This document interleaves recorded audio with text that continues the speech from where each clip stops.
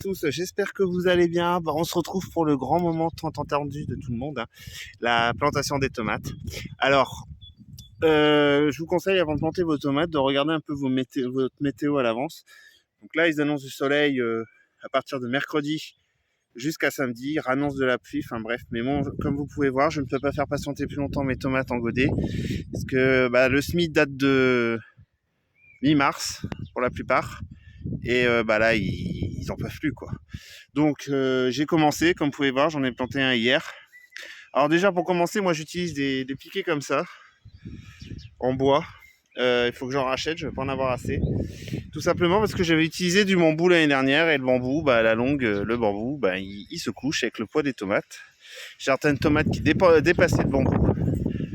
Désolé pour le vent. Alors, je vous montre ma méthode. Il y a plusieurs méthodes possibles, hein. Et il n'y a pas de bonne méthode pour la plantation de tomates. Vous avez des méthodes où des gens vont mettre des coquilles d'œufs, qui vont mettre des feuilles d'ortie, mettre du fumier, etc. Moi, j'ai fait l'année dernière le système avec le fumier et du compost. Ça a très bien fonctionné et cette année, je fonctionne autrement. J'ai envie de tester autrement. Donc déjà, comme vous pouvez voir, j'ai bâché. J'ai bâché cette année. Et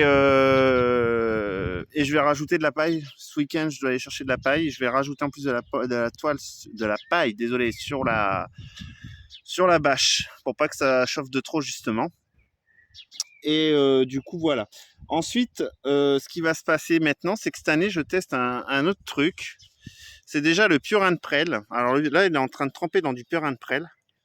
Le purin de prêle, pourquoi? Alors moi, je peux pas le fabriquer parce que je ne trouve pas de prêle par chez moi, donc je l'achète. Et le purin de prêle, ce qui se passe, c'est que ça renforce les défenses immunitaires.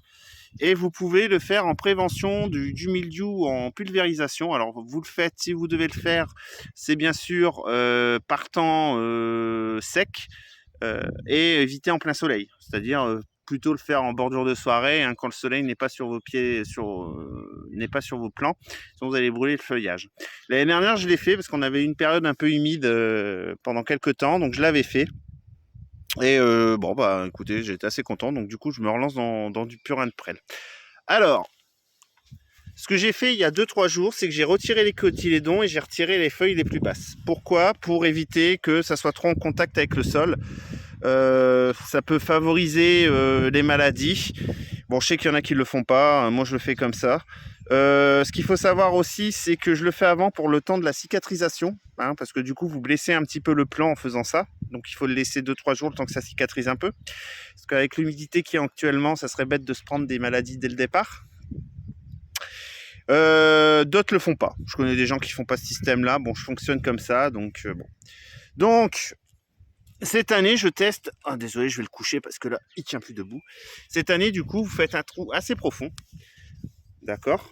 Parce que vous allez pouvoir enterrer, vous allez voir. Vous voyez les petits poils là? C'est des futures racines.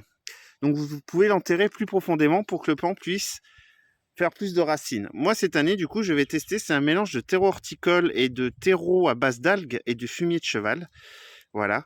On va voir ce que ça donne.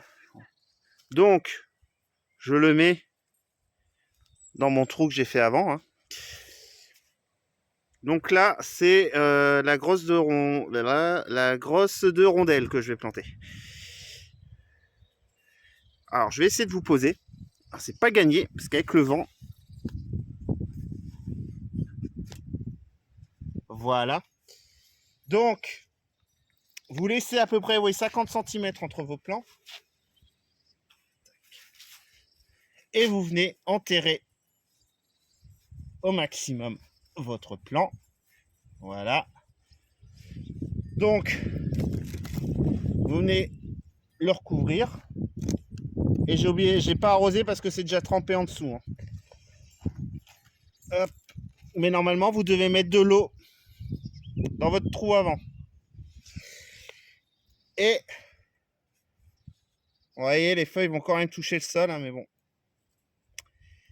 Vous venez ensuite, je vous montrerai. Alors, je mets de la ficelle. Voilà. Pour bien le plaquer contre le tuteur. Et ensuite, avec le fond de mon purin, je viens arroser. Mais comme la terre est déjà bien mouillée, c'est pour ça que j'ai pas arrosé avant. Bon, normalement, ça devrait pas. Hein. Vous pouvez encore retirer des feuilles si vous souhaitez. Hein. Et là, normalement, après, ça va partir comme il faut. On croise les doigts pour le temps. Donc voilà ma méthode cette année. On va voir ce que ça donne. Et on verra bien. Allez, sur ce, partageons et apprenons ensemble et surtout sans jugement. Allez, bonne journée à tous.